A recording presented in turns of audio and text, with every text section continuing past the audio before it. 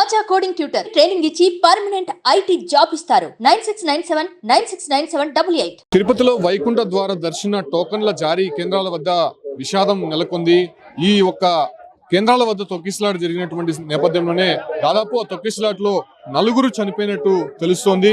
చూడొచ్చు, పెద్ద సంఖ్యలో భక్తులు ఒక్కసారిగా రావడము, అదే రకంగానే ఇక్కడ ఏదైతే సరైనటువంటి సదుపాయాలు, వాళ్ళకి భద్రతాపరమైనటువంటి అంశాల్లో కొంత నిర్లక్ష్యం వహించడంతోనే అధికార యంత్రాంగము ఈ తొక్కిసలాట్లో జరిగినట్టయితే తెలుస్తుంది. అయితే తొక్కిసలాట జరిగినటువంటి సమయంలో చాలా మంది మహిళలు కూడా స్రోతో పడిపోయారు. అదే రకంగానే చిన్నపిల్లలు. ఈ రకంగా ఉదయమే ఇక్కడికి చేరుకున్నటువంటి భక్తులందరూ కూడా పెద్ద సంఖ్యలో ఈ క్యూ లైన్ లోకి వెళ్లారు. అయితే క్యూ లైన్ లో ఉదయం నుంచి కూడా నిల్చున్నటువంటి నేపథ్యంలోనే కంప్లీట్ గా ఒక్కసారిగా 8:30 గంటల ప్రాంతంలో ఈ ఒక్క తొక్కిసలాట అయితే జరిగినట్టయితే తెలుస్తోంది. అయితే దీంట్లో 4 చనిపోయినట్టయితే స్పష్టంగా తెలుస్తోంది. మనతో పాటు మున్సిపల్ కమిషనర్ మౌర్య ఉన్నారు. మేడం, ఏంటి అసలు సిచ్యువేషన్ ఎలా ఉంది? చాలా మందికి ఇంజూర్ అయినట్టు తెలుస్తుంది, వాళ్ళ పరిస్థితి ఎలా ఉంది?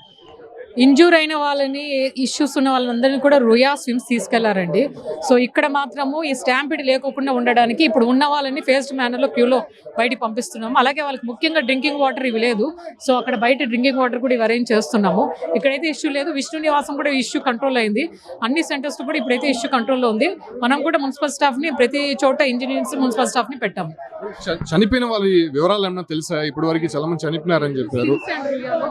స్విమ్స్ అండ్ రుయాలోనే ఇక్కడ నుంచి తీసుకెళ్లిన తర్వాత డెత్ అయ్యింది. సో ఆ వివరాలు అనేది మీకు ఇస్తారు. ఏంటి మేడం అసలు కారణాలు ఏమంటారు? ఎందుకు ఇంతమంది ఒకసారిగా బయటకు వచ్చారని మీకు వచ్చినటువంటి?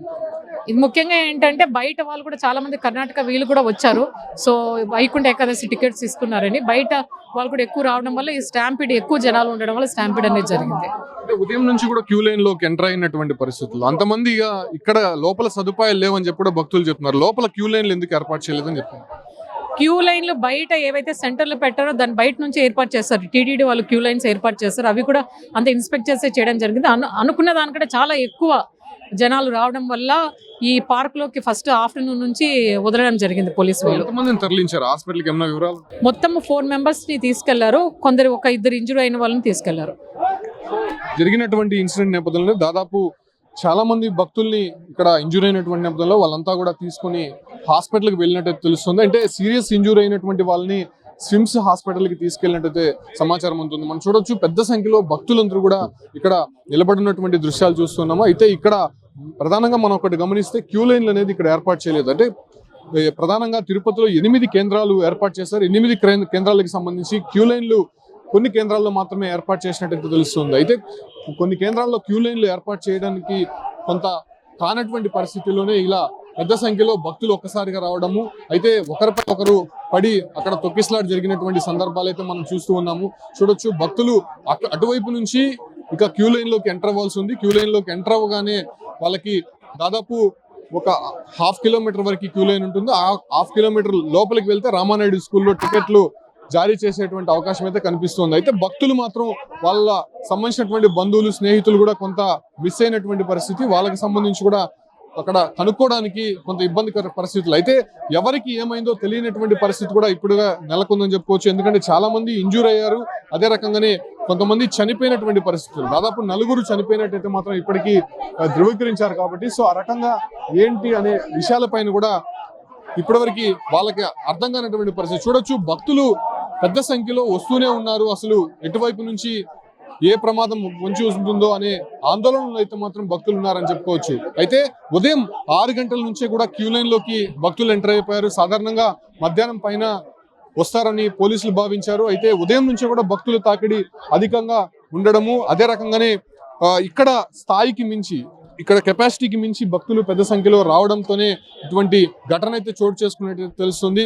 ఇటు నుంచి లోపల నుంచి మనం బయటికి వెళ్దాము, బయట సిచ్యువేషన్ ఎలా ఉందో ఒకసారి గమనించే ప్రయత్నం చేస్తాము. అయితే ఈ తొక్కిసలాటలో దాదాపు 4 చనిపోయినట్టయితే మాత్రం ఇప్పటివరకు తెలుస్తుంది. అయితే మరికొంతమందికి మనం దృశ్యాలు చూడొచ్చు, సిపిఆర్ చేసినటువంటి సందర్భాలు కూడా మనం చూసాము. అయితే సిపిఆర్ చేసినటువంటి వాళ్ళ పరిస్థితి ఎలా ఉందో చూడాల్సి ఉంది. ఇక్కడ కొంత ఆందోళనకర పరిస్థితే నెలకొందని చెప్పుకోవచ్చు. పెద్ద సంఖ్యలో భక్తులందరూ కూడా ఇక్కడికి ఒక్కసారిగా చేరుకోవడము, వాళ్ళని కంట్రోల్ చేయలేనటువంటి పరిస్థితుల్లో పోలీసులు చేతులు ఎత్తేయడము, సో కంప్లీట్ గా ఏం జరుగుతుందో తెలియనటువంటి పరిస్థితుల్లో భక్తులు ఒక్కసారిగా ఒకరిపై ఒకరు పడడంతోనే ఈ తొక్కిసలాట జరిగినట్టయితే స్పష్టంగా అర్థమవుతోంది. మనం చూడొచ్చు ఒకసారిగా భక్తులని ఆ లైన్ లో నుంచి వదలగానే ఒకసారిగా దూసుకొస్తున్నటువంటి దృశ్యాలు అయితే మాత్రం స్పష్టంగా కనిపిస్తూ ఉంది. అయితే పెద్ద సంఖ్యలో దాదాపు 3 రోజులకి సంబంధించి 1,20,000 టికెట్లను ఇచ్చేందుకు టీటీడీ సన్నద్ధమైంది. దీనికి సంబంధించి 9 కేంద్రాలను ఏర్పాటు చేసింది. 91 కౌంటర్లలో దీన్ని పకడ్బందీగా ఇచ్చేందుకు అయితే ఏర్పాట్లు చేసింది. బట్ ఇక్కడ పూర్తిగా సమన్వయ లోపము, అదే రకంగానే కొంత ఇక్కడ సదుపాయాలు లేకపోవడము, అదే రకంగానే ఇక్కడ భక్తులకి జాగ్రత్తల విషయంలో జాగ్రత్తలు తీసుకోలేదు అనేటువంటి విషయాలపైనే పెద్ద ఎత్తున ఇక్కడ విమర్శలు అయితే చేస్తున్నారు. చూడొచ్చు, మనం ఇంతకుముందు చూసాం భక్తులందరూ కూడా పోలీసుల పైన ఫైర్ అవుతున్నటువంటి దృశ్యాలు అయితే చూస్తున్నాము. అయితే చాలా మంది ఒకరిపై ఒకరు తోసుకోవడము, అదే రకంగానే ఇక్కడ సదుపాయాలు లేనటువంటి పరిస్థితుల్లో వాళ్ళకి నీరు, ఆహారం కోసము ఇక్కడ కొంత వాళ్ళని అడిగే ప్రయత్నం చేయడము. సో ఆ సందర్భంలోనే చాలా మంది కూడా పడిపోయినటువంటి పరిస్థితి మనం చూస్తూ ఉన్నాము. చూడొచ్చు, చాలా మంది ఇక్కడ ఒకరిపై ఒకరు తోసుకోవడంతోనే ఇటువంటి తొక్కిసలాట అనేది జరుగుతున్నటువంటి సందర్భాలు మనం చూస్తూ ఉన్నాము. పెద్ద సంఖ్యలో భక్తులు ఇక్కడికి రావడము, వాళ్ళని కొంత కంట్రోల్ చేయలేనటువంటి పరిస్థితులు ఇక్కడ సిచ్యువేషన్ అయితే మారిందని చెప్పుకోవచ్చు. కంప్లీట్ గా ఇక్కడ చూడొచ్చు, గమనించవచ్చు. ఈ బారికేట్లకు తర్వాత కూడా అంటే లోపల ఎంతమంది భక్తులు ఉన్నారో అంతే సంఖ్యలో బయట కూడా భక్తులు వేచి ఉన్నారు.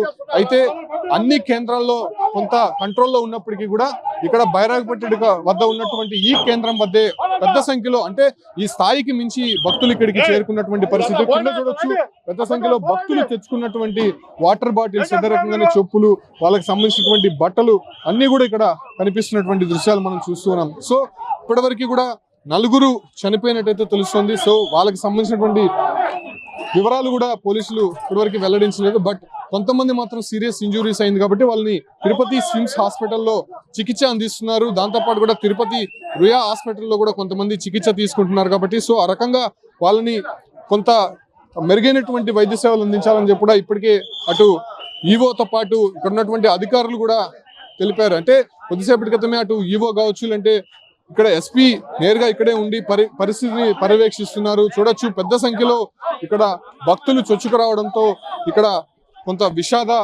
ఘటన అయితే చోటు చేసుకుంది. ఈ ఘటనకి సంబంధించి ఇప్పటికే పోలీసులు కొద్దిగా భారీగా చేరుకున్నారని చెప్పుకోవచ్చు. ఎందుకంటే ముందస్తు చర్యల్లో భాగంగా అన్ని కేంద్రాల వద్ద ఉన్నటువంటి కొంతమంది పోలీసులు కూడా ఈ ఒక్క కేంద్రాల వద్దకి తరలిస్తున్నటువంటి దృశ్యాలు అయితే మనం చూస్తూ ఉన్నాము.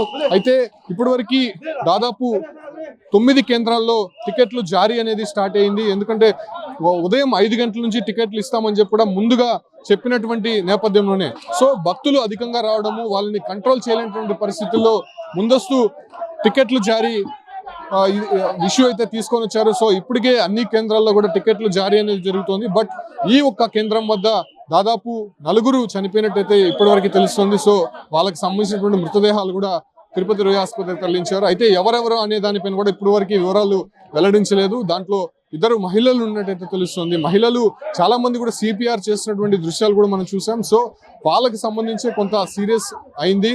ఎందుకంటే ఈ ఒక్క గేట్ ఏదైతే ఉందో ఆ గేట్ వద్ద ఒక మహిళకి కొంత సొమ్మసిల్లి పడిపోయినటువంటి పరిస్థితుల్లో ఆ మహిళని బయటికి తీసుకొచ్చేందుకు జస్ట్ కొంత గేట్ అనేది ఓపెన్ చేశారు. గేట్ ఓపెన్ చేసిన తర్వాత ఒక్కసారిగా లోపల నుంచి భక్తులు చొచ్చుకొని రావడము, సో ఆ ఒక్క రావడంతోనే ఒకరిపై ఒకరు పడిపోవడము, దాంతో తొక్కిసలాట అనేది జరిగింది. దాంతో అక్కడ నుంచి లేవలేనటువంటి పరిస్థితుల్లో కొంతమంది కిందనే ఉండిపోయారు కాబట్టి వాళ్ళపై నుంచి భక్తులు పెద్ద సంఖ్యలో తొక్కుకుంటూ వెళ్ళిపోవడము, వాళ్ళని కంప్లీట్ గా బ్రీతింగ్ ఆడకపోవడంతోనే ఇటువంటి ఘటన చోటు చేసుకునేటైతే స్పష్టంగా తెలుస్తుంది. సో ప్రస్తుతం ఇక్కడ జరిగినటువంటి ఘటన నేపథ్యంలోనే మిగతా కేంద్రాల వద్ద కొంత అలర్ట్ అయినటువంటి పరిస్థితి. చాలా మందిని కూడా కొంత జాగ్రత్తలు తీసుకొని ఇక మీదట ఇలాంటివి జరగకుండా దాదాపు ఈ ఒక్క 9 కేంద్రాల్లో ఇవాళ రేపు కూడా టికెట్లు జారీ అవుతాయి కాబట్టి సో అలాంటి ఘటనలు మళ్ళీ పునరావృతం కాకుండా పోలీసులు గట్టి చర్యలు చేపట్టేందుకు ఇక్కడ సిద్ధమైనటువంటి పరిస్థితి. ప్రస్తుతం ఇంజూర్ అయినటువంటి వారిని